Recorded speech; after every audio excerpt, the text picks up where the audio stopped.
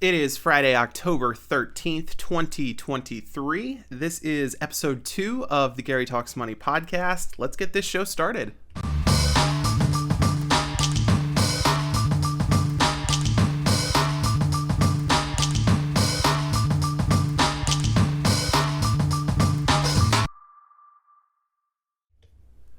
Welcome to Gary Talks Money, the finance podcast without the gimmicks. My name is Gary. I am your host, and I am super excited to have you back with me for this extra spooky Friday the 13th edition of the podcast. I think there are some little Friday the 13th gremlins out here wreaking havoc because we are kind of having some audio and input issues today, but we're using a backup microphone. We're going to play the audio clips, and they may not sound exactly the same for today's show, but we're going to work through it, and hopefully by the next show, things will be back to normal. So, on today's show, we have got a lot of ground to cover. We're going to start off by talking about buy now, pay later loans and high yield savings accounts. Then, we're going to cover a major news story. We have the latest on the Sam Bankman-Fried FTX trial. And finally, we're going to round out the show with a listener question about CD rates. Now, as always, if you'd like to join the show, you can give us a call at 352-619-2393. Leave us a voicemail there. You have a chance to get your question answered on the show. You can also drop us a line. Email me, gary@garytalksmoney.com. That's a great way to do it as well. If you want to, drop a comment down in the comments section below. If you're watching this video on YouTube, you can definitely do that. If you're listening, you can definitely listen on any of the major podcast platforms. We are on Apple Podcasts, Spotify, Google Podcasts, all the rest. The best way to get a hold of us is either through voicemail or email. Thank you so much for listening. As always, let's go ahead and jump into our very first segment about buy now, pay later loans. Now, I don't know if you've heard of these before, but if you've been doing any kind of shopping over the last couple of years, there is a good chance that you have heard of them. Buy now, pay later loans have become extremely popular in recent years. In fact, there's been an absolute explosion of these services popping up in the market in the past 5 to 7 years or so. You have companies like Affirm, Afterpay, Klarna, Zip, PayPal, and now even Apple offering their own buy now, pay later loans everywhere. We're seeing more and more retailers that are offering these loans as a financing option. And you may be wondering why. Well, the truth of the matter is these loans are extremely profitable for the lenders. There's a combination of sky-high interest rates, hidden fees, and sometimes even prepayment penalties in some cases. And that means that these lending companies are raking in the cash with these buy now, pay later loans. So, what is the deal with these buy now, pay later loans? What kind of loans are they exactly? And should you, as a consumer, be signing up for them? Well, buy now, pay later loans are actually a type of unsecured loan, similar to a credit card or a personal loan. But unlike credit card that offers its user a revolving line of credit that can be used over and over again, a buy now, pay later loan offers you a set cash amount for a specific purchase. So let's say you're looking to maybe buy a mountain bike or a new stereo system. You're going to go to the checkout page on whatever online marketplace that you're using. It could be Amazon, it could be eBay.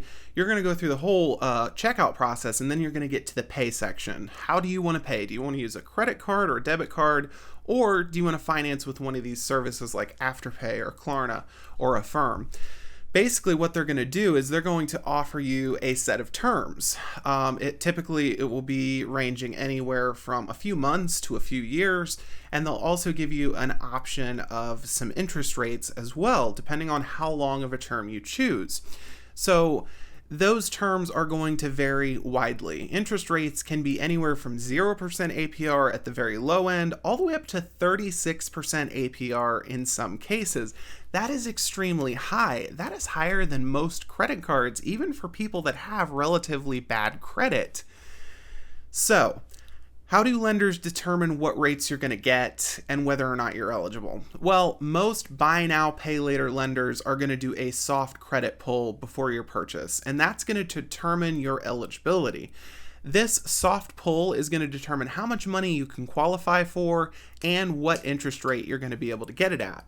Now, here's the thing. Since most of these lenders don't report your loans or payment activity to the major credit bureaus, you're not actually going to be building credit by using these loans. While most buy now, pay later lenders will not report your positive payment history, they are definitely going to report if your loan goes delinquent or into collections.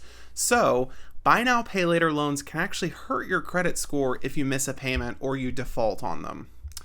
So, what type of consumers do buy now, pay later loans typically appeal to? Well, generally, these buy now, pay later loans are going to be more attractive to customers that have bad credit or may not qualify for more traditional financing options like credit cards or personal loans.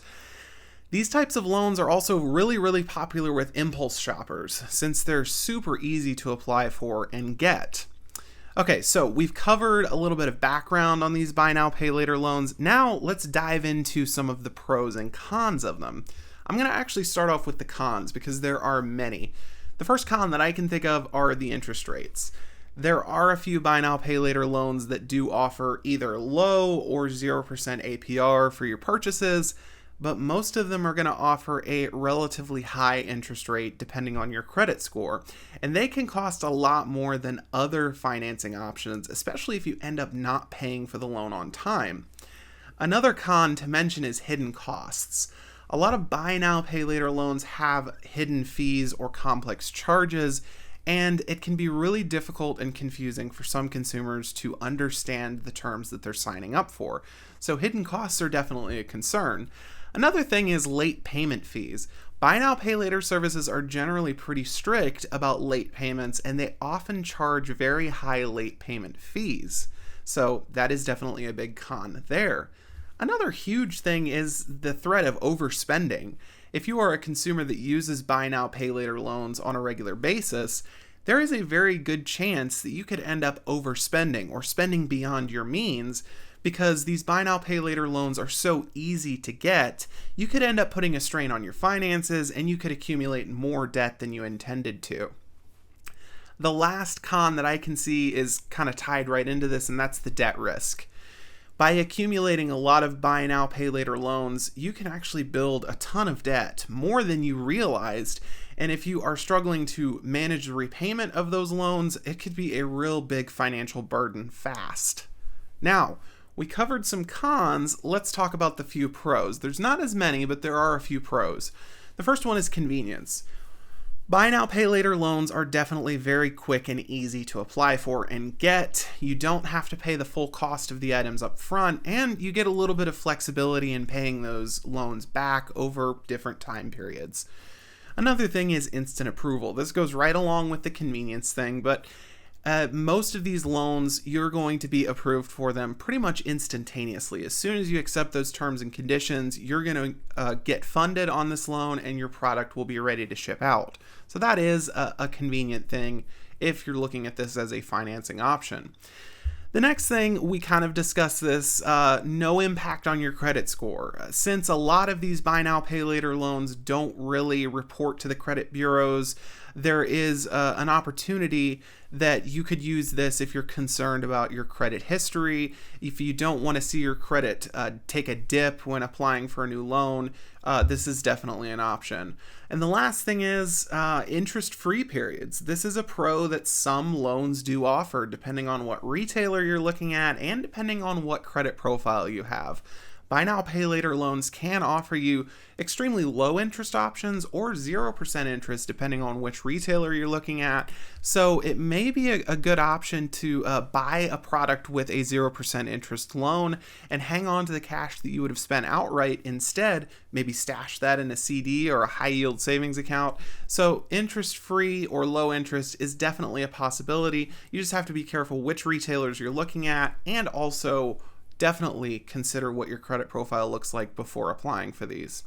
All right, so that's a little bit of information about buy now, pay later loans. They have absolutely exploded in the marketplace recently. Now that I've talked about it, you're probably going to be a little bit more aware of it and might be a little bit more careful before clicking accept or agree on that buy now, pay later loan application. All right, let's move on to another segment about high yield savings accounts.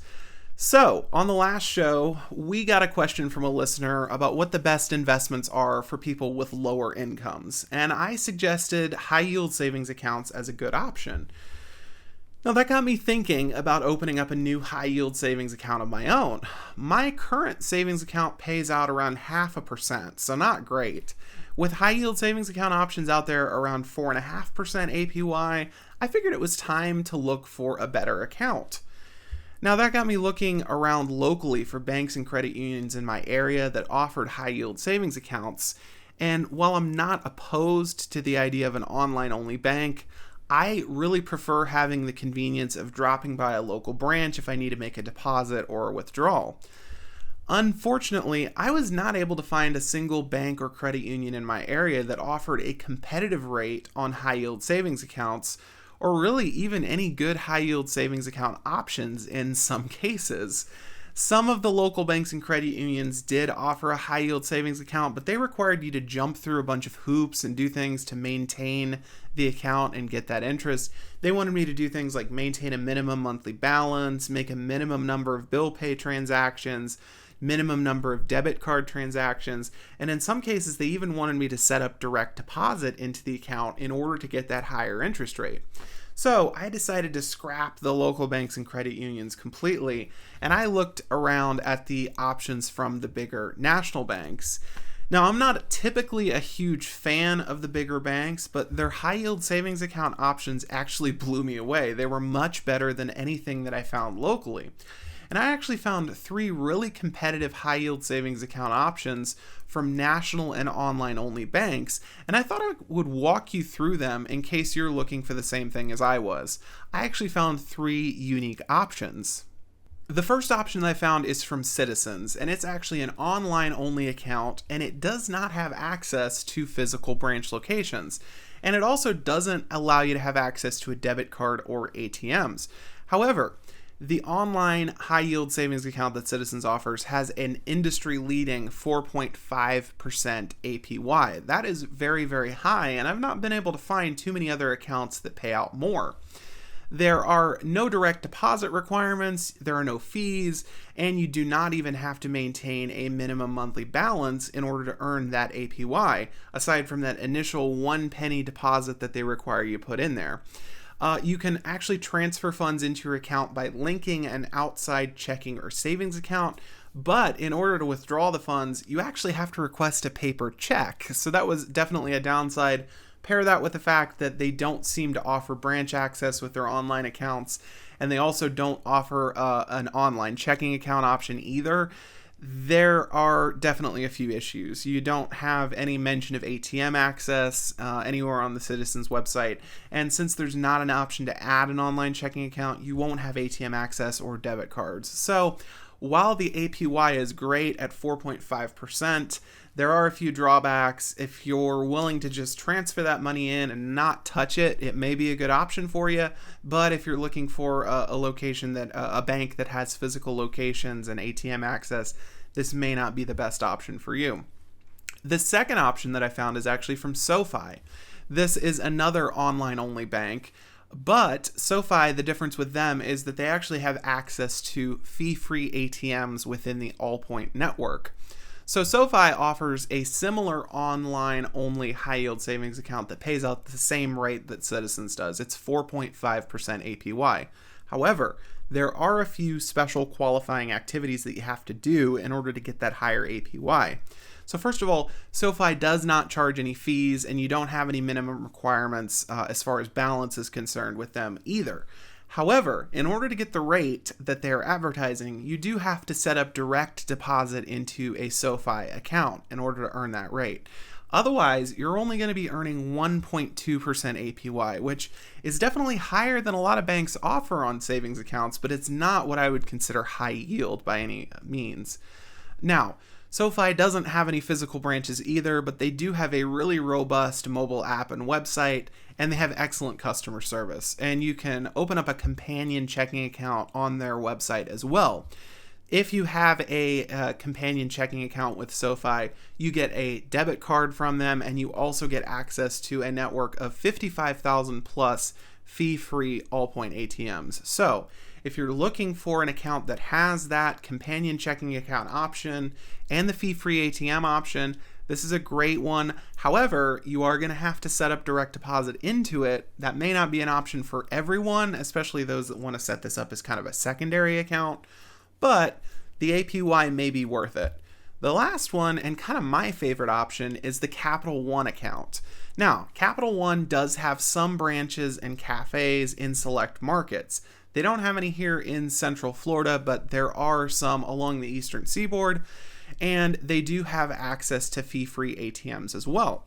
So, Capital One offers an online-only high-yield savings account, and it pays out just slightly less than the other two accounts. It is 4.3% APY.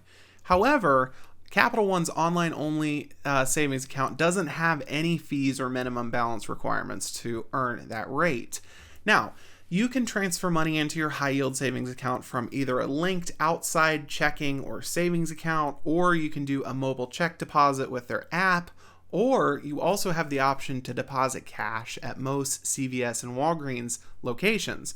Finally, with a companion Capital One checking account that is also free, you can access a network of more than 70,000 fee-free ATMs, so that is definitely a huge advantage.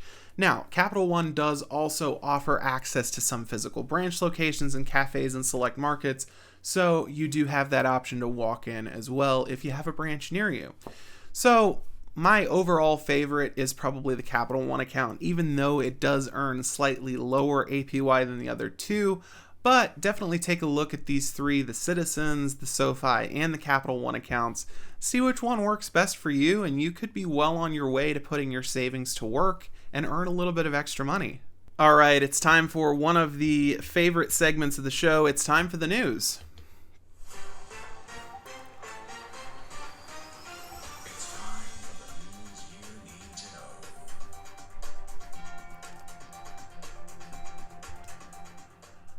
All right, let's go ahead and jump into this Sam Bankman-Fried FTX story. Let's roll this clip.